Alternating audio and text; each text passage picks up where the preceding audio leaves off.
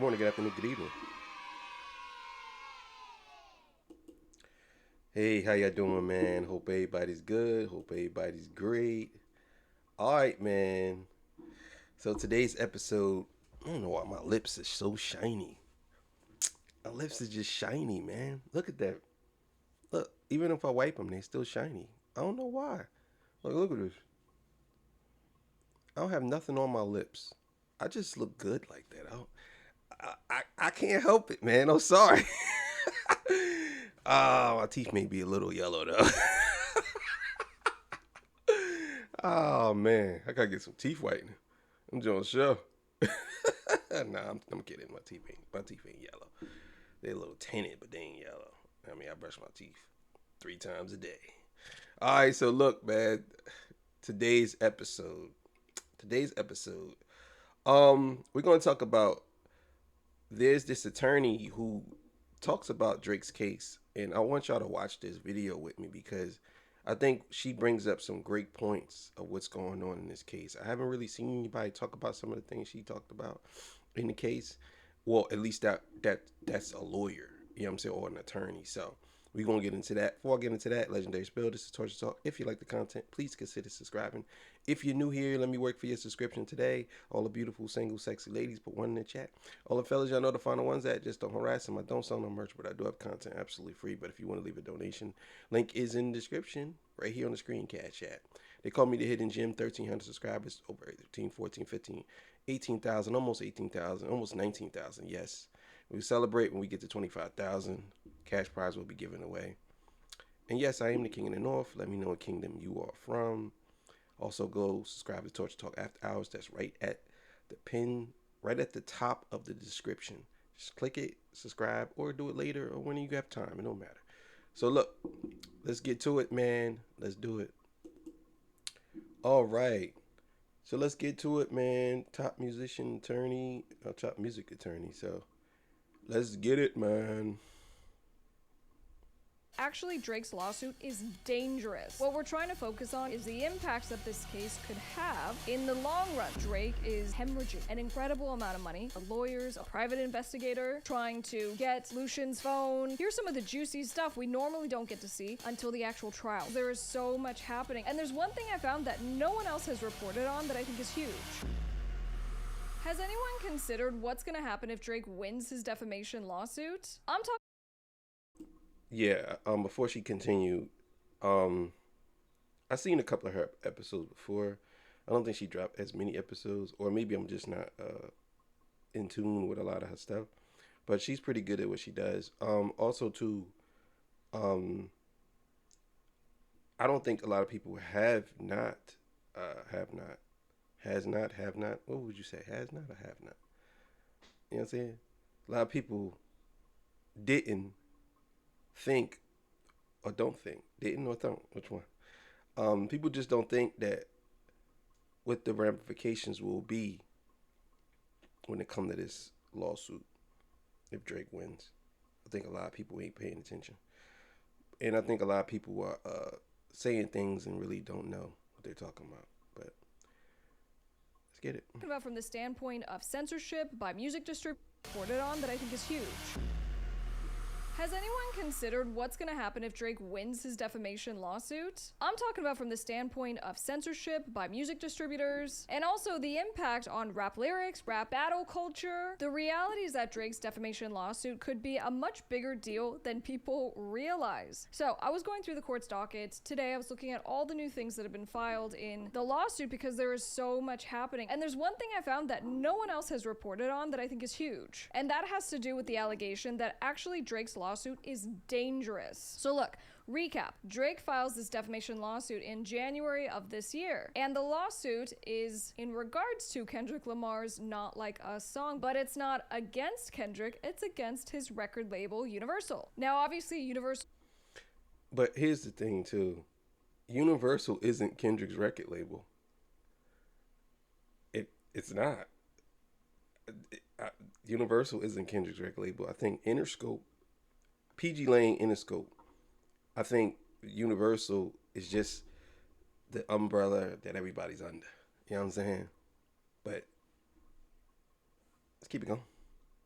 role in this is to distribute Kendrick's music, get it promote a song, but it's not against Kendrick, it's against his record label Universal. Now obviously Universal's role in this is to distribute Kendrick's music, get it promoted, and then oh by the way, Universal is also the label for Drake. So then what's happened since then is that ultimately Drake amended his complaint. He added in a bunch of stuff. He actually took out some stuff as well. And Universal has filed a motion to dismiss. In their motion to dismiss, they say, essentially this was a rap battle. And these rap battle lyrics are hyperbole, right? They're exaggeration. Everyone knows that to be the case. And so Drake over here pretending like these are facts, pretending that he hasn't participated in and actually coaxed it himself. Well, with all that, Universal says, because of all those reasons, Judge, we want you to throw out the entire case. So then fast forward to August, here we go. This is not the biggest thing that...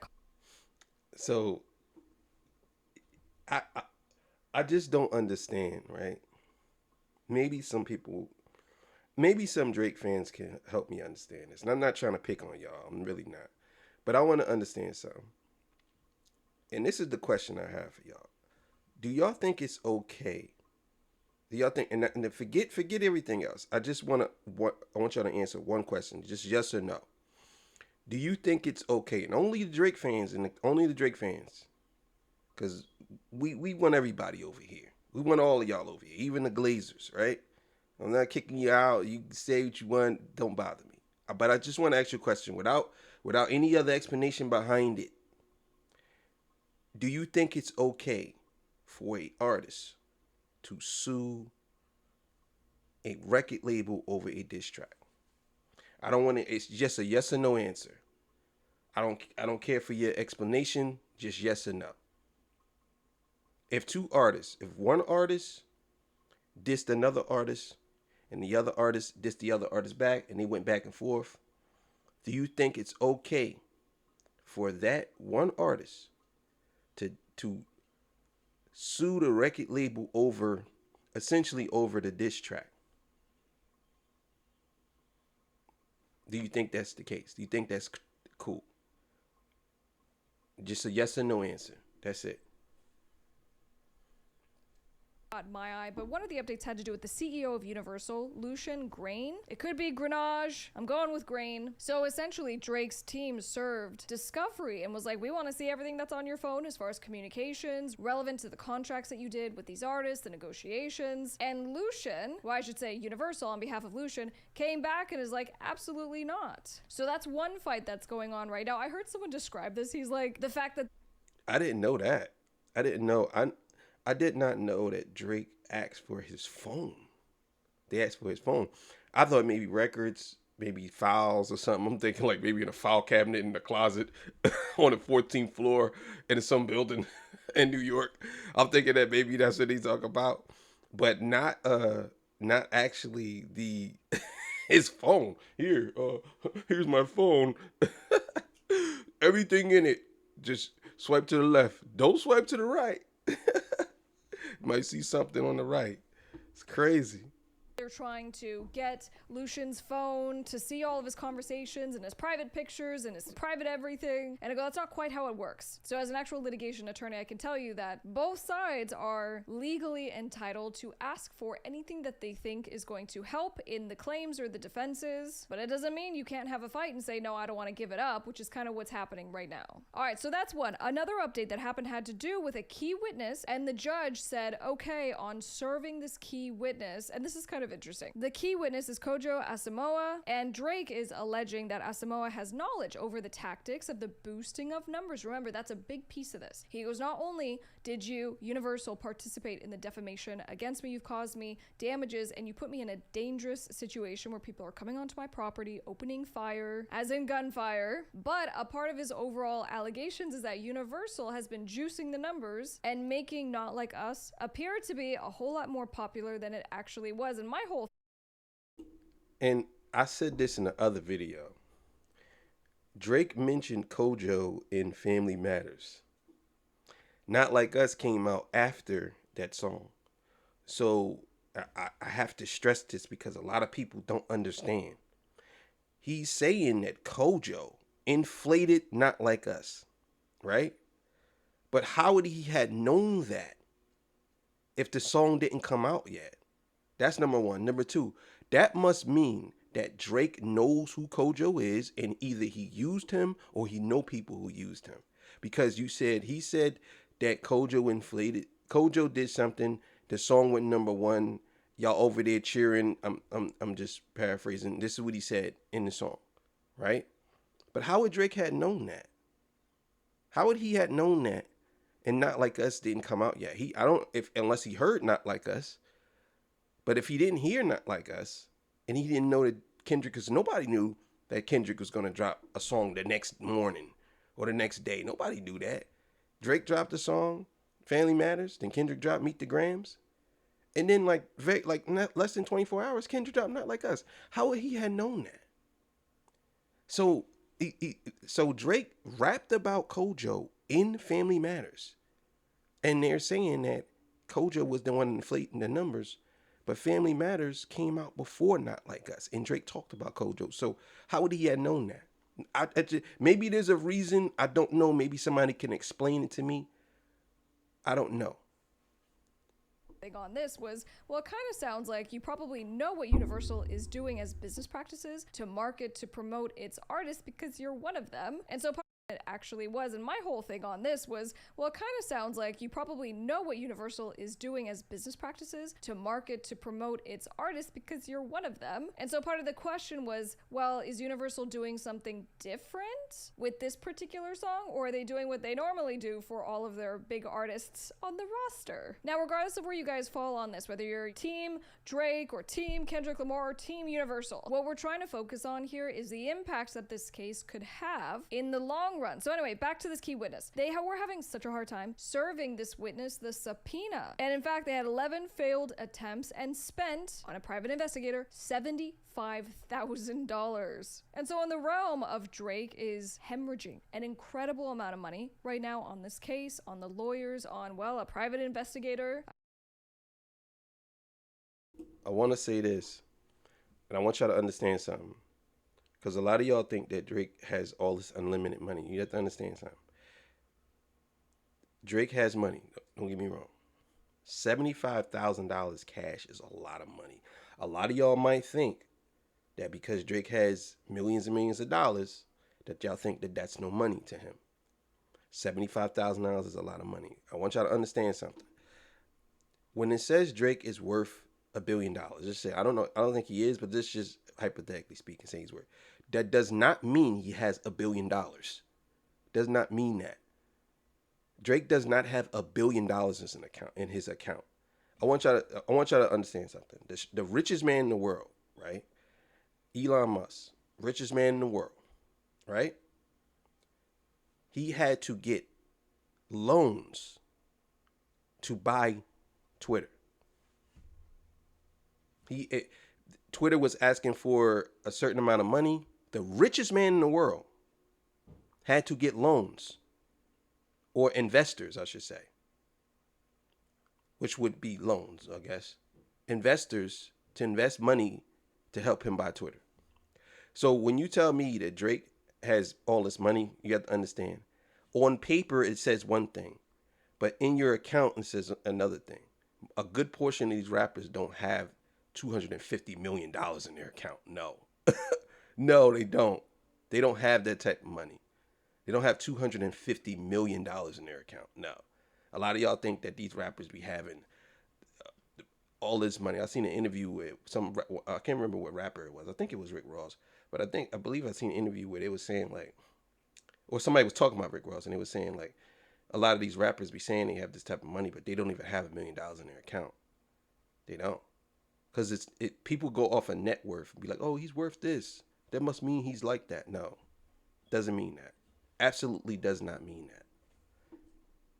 I mean, spending almost 6 figures to find one person to just serve a paper on. Well, they did get what's called alternative service. So they're like, we went to all the addresses, and I think the allegation is that this person is avoiding service. So they're like, judge, we want to mail it. We want to put it, stamp it on the front door. And the judge said yes. So that's the second update. Now here's the biggest one that caught my eye. And this had to do with the accusation that what Drake is doing in saying rap lyrics are factual is dangerous, had to do with what's called an amicus brief. brief. So there were a bunch of experts that got together from the University of California, and they sent this summary, right, this brief to the judge. And you can do this in these cases where you're not actually on either side of the case, right? You're not one of the parties, but you send something that you feel is very important for the judge to know or take into account for the decision making and the outcome of the case. Now, here's some of the juicy stuff we normally don't get to see until the actual trial, like the end of the case. And they came in, they're like, oh, we're just gonna cut the line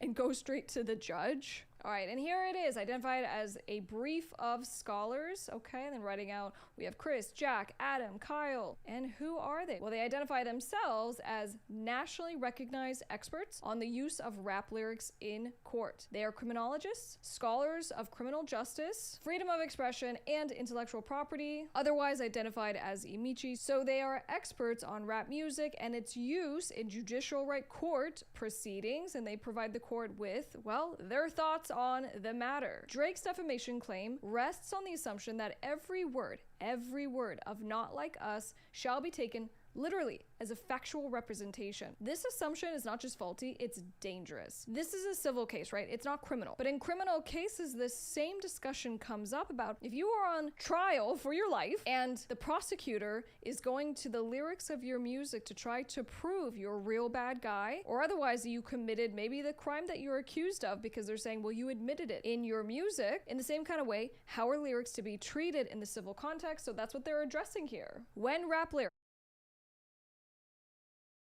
Okay, so at least I think I get what she's saying here. So basically, this is the reason why Drake asked for Kendrick's baby's DNA and if he had a criminal history, because if they go to trial, this is what the they're gonna say. The UMG's lawyers are gonna say, well, what he was saying was lies as well, and he wants to get that to make sure they want to get that to make sure, because if it's true, then they could say, well, my client wasn't lying. He was actually telling the truth about him beating on his wife and him and his child not being his. And your client was lying because my client isn't a PDF file. That's exactly what that means. I just get that now. Okay, yeah. I understand exactly what's going on now. are admitted is because, so admitted to as evidence in your music, in the same kind of way, how are lyrics to be treated in the civil context? So that's what they're addressing here. When rap lyrics are admitted, it is because, so admitted to as evidence, it is because they are treated as literal. This in turn opens the door to racial bias, stereotype in the courtroom, as empirical studies have demonstrated. Treating rap lyrics as literal also threatens First Amendment speech protections, and the practice already has created a demonstrable chilling effect across the industry. All right, so our experts go on to say, courts frequently misinterpret rap lyrics as literal statements of fact, overlooking rap's distinct conventions arising from both historical traditions and intense market pressures. These misinterpretations, which can amount to criminalization of rap lyrics, pose a serious threat to artistic expression. So then pointing to two key elements that make rap lyrics really problematic, especially in the judicial process. One, stage names and public personas are a defining feature of the genre. So they say rap artists routinely create fictionalized characters under which they perform. They go, Marshall Mathers performs as Eminem, Jeffrey Williams performs as Young Thug, and so on. Rap artists often create a hyper-masculine, street-hardened persona for their musical careers because such personas lead to greater commercial success. Are you saying there are a bunch of... That's a fact. This is a fact. Rap, although hip hop is what it is, it's still entertainment. Hip hop is so many different things, man. I did an episode about Doja Cat, and a lot of y'all are saying that Doja Cat isn't hip hop, and I just find that so crazy for y'all to say. I really do. I find that crazy because y'all say hip hop spans across all these genres, which hip hop incorporates all of these different things, whether it's different stuff from rock music. Hip hop basically can do everything.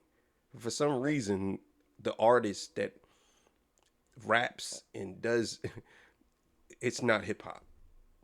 But certain artists who don't rap and just sing and maybe do one rap song. That's hip hop. It's crazy to me.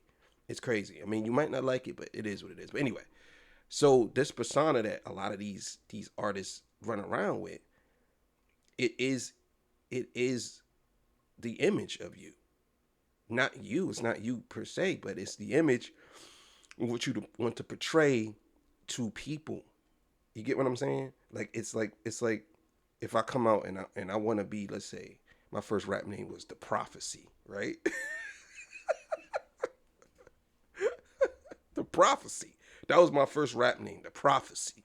You know what I'm saying? And I didn't even know what The Prophecy meant, but I knew that it was a fire name. Like, yeah, I'm The Prophecy. You know what I'm saying? Oh, instead of being the prophet, I'm The Prophecy. So it was more like I'm The Prophecy. Like it was a double entendre. You know what I'm saying? So me being The Prophecy back in the day, I wanted people to think that I was knowledgeable and I knew all this and I could see the future and all this. You know what I'm saying? That's what I thought that was. You know what I'm saying? But it was one of those things where I seen other rappers like Wu-Tang. I was inspired by them. And I took that persona that they had, you know what I'm saying, in our crew. It's called Straight Fatalities. You know what I'm saying? With Liquid Ninja and you know what I'm saying? And Regardless and J Storm. You know what I'm saying? Like all of these different names. The Prospector. You know what I'm saying? Like all these different names that actually made up of it. And then we had a thing called Shadow Company. You know what I'm saying? Oh, we live in the shadows. Like, you know what I'm saying? Like, it was one of those things. So we all had these different personas. If you look at, I wish I had the first album cover. I don't have it on me right now, but I will put it up. But we had like 21 different rappers. It was like Wu-Tang. You know what I'm saying? We was from Jersey. You know what I'm saying? And we did our thing. But the point I'm making is we all have this image of an alternate ego that we have when we come out. Most rappers don't come out and be themselves. And it's not that they're not themselves. Most rappers don't come out. It has to be, you have to have an image. I mean, and you know how they say image is everything. You have to have an image about you. You know what I'm saying? And that people might like. Because you might come out and you might be, I don't know, you might be corny. Let's say you Slim Jesus. I don't know if y'all know who he is, but let's say you Slim Jesus. But you look like a clown. But then once you start rapping, you say I'm Slim Jesus, and you different album covers, people might like you because they like your persona. You know what I'm saying? They like who you portray to be, and that's what it was. And it doesn't mean you got to be fake. It's just your alter ego would be this guy, The Prophecy. Oh, that was great. Fakesters, but these personas rarely for their musical careers because such personas lead to greater commercial success. Are you saying they're a bunch of fakesters? But these personas rarely represent real life identities. When asked about his song, High All the Time, Curtis James Jackson III, professionally known as 50 Cent, explained, I don't drink and I don't use drugs and I didn't back then either. I put that joint on the first record because I saw artists consistently selling 500,000 with that content. I will say that I've had a lot of clients who have found success and they have common origin stories and they go, I was doing a lot of stuff about drugs and sex and whatever and I felt like I had to. And then they found some kind of new, different path. No, that's a fact. That's a fact. I never necessarily rapped about that type of stuff. Like even in my battles, like if you look up my battles, Funeral Man, you know what I'm saying? Look me up. Or Funeral God versus, you got to put Funeral Man or Funeral God versus, you know what I'm saying? I never really said that in my battles. But I understand there's a lot of people I know who don't drink and smoke, but yet and still they do rap about it or do songs about it because they know that that's what sells, you know what I'm saying? But let's keep going. But I understand what she's saying. Clients who have found success and they have common origin stories and they go, I was doing a lot of stuff about drugs and sex and whatever and I felt like I had to. And then they found some kind of new, different path, something that was micro niche. And my general rule as an artist is you should never do anything that is not authentic to you, regardless of the pressure, regardless of the assumptions that are made. Even as rap artists fabricate criminal personas, they also strive to appear authentic and proclaim they are keeping it real. But keeping it real doesn't mean mean lyrics should be taken as fact. Second, braggadocio, hyperbole, right? So exaggerating, and competitive wordplay are among rap's most defining artistic practice. As Amici microphone.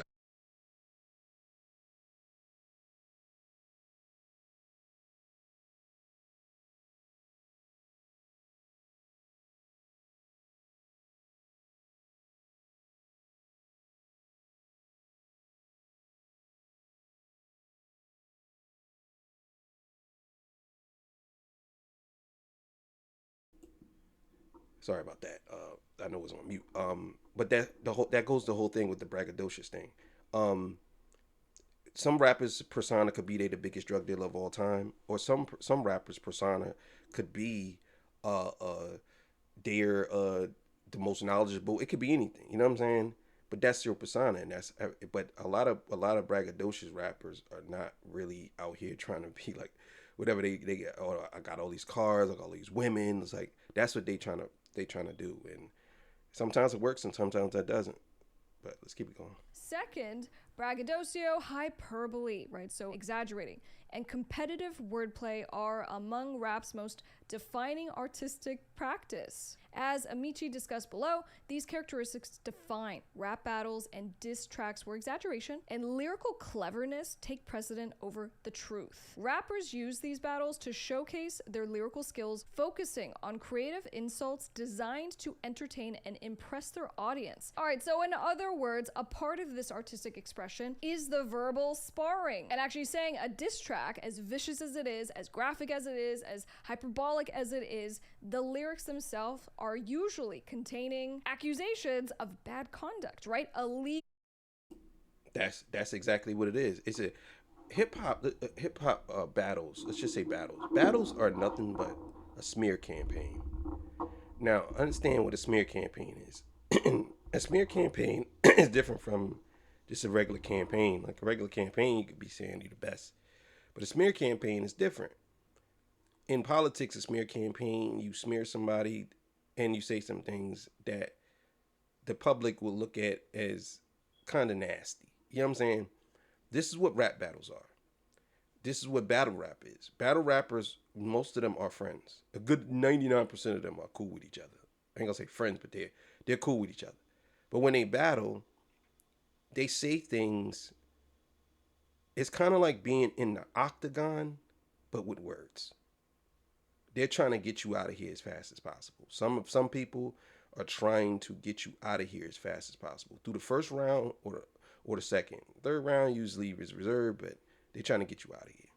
If they can, they will. That's what battle rap is. That's what a battle is. I think that the newer age people, the Gen Zers and the millennials or whatever, all of these people nowadays, well, I would just say not them. I'm just gonna say the new generation don't understand that because their way of thinking is different. Their way of thinking is if you say something to me that's disrespectful, I'm gonna sue you.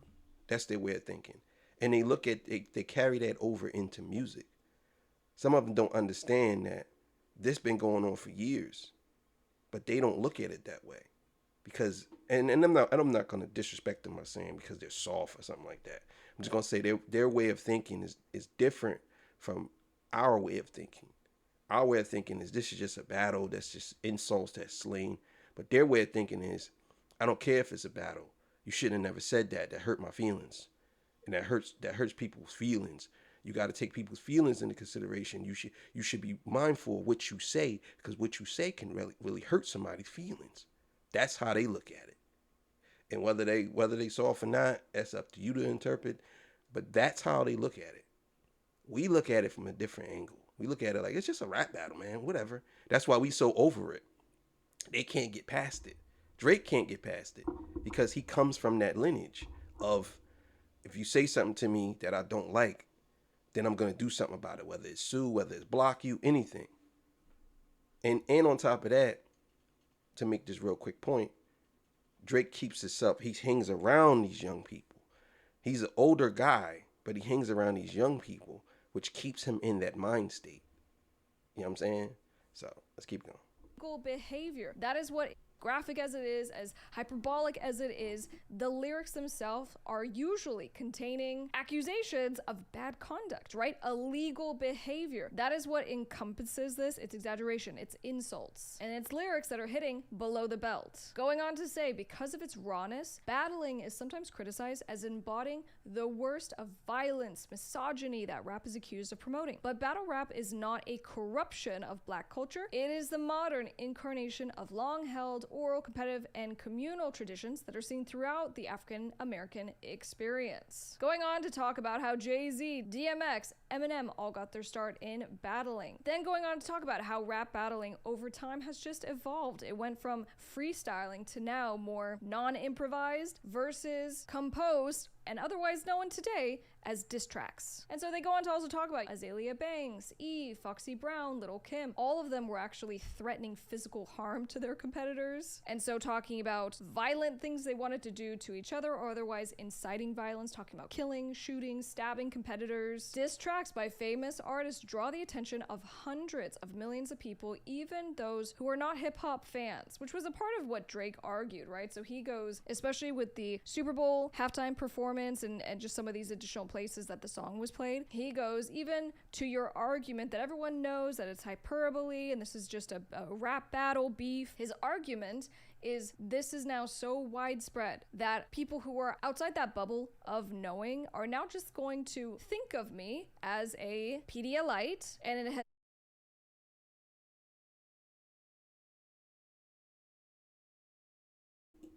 I understand exactly what she's saying here. He's saying that Drake saying it, but this is Drake got to understand. But I'm gonna say that he's saying that because that song got so big, that it goes beyond just words now. Now people who don't listen to rap is literally gonna think that that's what's about me. But see, what my argument is, well, that's the chance you take when you're a musician and you go back and forth with somebody. Kendrick Lamar didn't know that song was gonna get that big. It just because what he's basically saying is that it should have been a cap on that song. That's basically what he's saying. What UMG is basically saying is we can't put a cap on a song because that means that we would have to put a cap on everybody's song. Like we can't block this song. Hip hop is worldwide.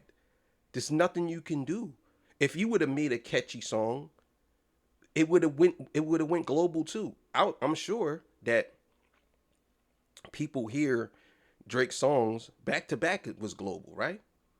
So this what Drake and his team is I'm sure they understand this, but they're pretending like they don't. Basically saying like, well, there should have been a blockage or a cap on this song. They should have never let this song go as far as it went. But they're trying to say that they pushed the song, but the song didn't have to have that much push because it was so good. It wasn't like, oh man, like I give it to you like this. Sinners, the movie Sinners. A lot of people didn't know what Sinners was. A lot of people didn't see it. And it didn't do good the first week. It didn't. It started doing good later on because people starting to realize how good the movie was. Not Like Us is the reverse effect of that. It was during a rap battle. The battle was all over the place, everywhere, right? Once that song hit the airwaves, it was going to blow regardless. Whether you say it was pushed or not. But truth be told, you're trying to say that they pushed it illegally. They didn't have to push the song illegally. Whether they did or not, whatever, we'll find that out later. But they didn't have to. Because the song was such a hit, they didn't have to do that. They didn't have to.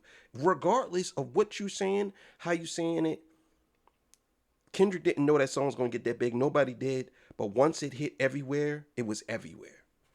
It was everywhere. It was. It's done irreparable harm to my reputation. But the experts for this outside that bubble of knowing are now just going to think of me as a Pedialyte, and it has done irreparable harm to my reputation. But the experts for this brief go on to say diss tracks over time, the audiences will learn the details about the insults, the attacks, the track, they analyze them, they choose sides, they discuss them. And so in short, the exchange of diss tracks quote, presumes the audience possesses prior knowledge of the rap music, predominant artists, and their histories and rivalries. Indeed, rappers are aware that victories depends not on factual accuracy, but on the salience of their metaphors and images, as well as on the audience's ability to make these context-dependent connections. So, AKA, there is so much more context that goes into these rap battles. It's not that simple. And going back to my original question of what is going to be the effect when it comes to music distributors, if ultimately, let's say Drake is successful, then the result is that if you are a music distributor and you allow how much of a diss track, right? One sentence that was defamatory, two sentences that were defamatory, you now could be held liable as the music distributor for the words that were said that you allowed to go through your system and then convert. What did I tell y'all? I ain't no lawyer, but I told y'all. And they was kind of doing that already. But now they'll have it on record that they have to do it. See, before they'll do it and they'll do whatever benefits them.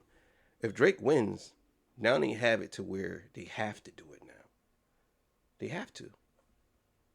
Firstly, if there is no allowance made for what these diss tracks are, then there's going to be a significant chilling effect of what has been very commonplace rap culture for a long time. But if you remember, I mentioned this in the criminal context, and actually the legislation for restoring artistic protection, so the RAP Act, was reintroduced. So this has again to do with criminal trials, but basically saying it changes the rules of evidence in federal courtrooms. So lyrics are now inadmissible unless the prosecutor can say, no, this is literally an admission of what he did, rather than just being like, he's such a bad guy and he talks about being a bad guy all the time. Well, pursuant to these experts, they say, well, pretending to be a bad guy or inflating the things that he does is part of the persona and should not be taken literally. And going all the way back to the beginning of this, if Drake is saying, no, you need to take these words quite literally, some critics point at Drake and say, well, what about your words that you said to Kendrick? If we're going to take those quite literally, what about those words? So is this protecting free expression? Is it avoiding racial bias? And if the hope is... And that goes right back to what I said. The end of what she just said is exactly what I'm saying. I'm going to explain. Yeah, the end of what she said is exactly what I was saying. That's the reason why Drake and his team is asking for Kendrick Lamar's DNA test for the children, or for his child, and the history of violence, or the history of Kendrick Lamar abuse, or whatever you want to call it. That's why they're asking for it, because they're looking at it like, well, we need to cover our tracks, because we could say, well, my client wasn't lying. He was actually telling the truth about what he said. It wasn't a lie, but he was lying. He was trying to defame me. He lied on me. You know what I'm saying? So, I don't know. And I heard somewhere someone said the truth isn't defaming somebody. I don't know if that's true or not, but that's what I heard. You know what I'm saying? I don't agree with that, but still in all. Either way, but yeah, thank y'all for joining me. I appreciate y'all. It's going to be a slow day today. I got some things I got to do, so I'm going to drop episodes when I could.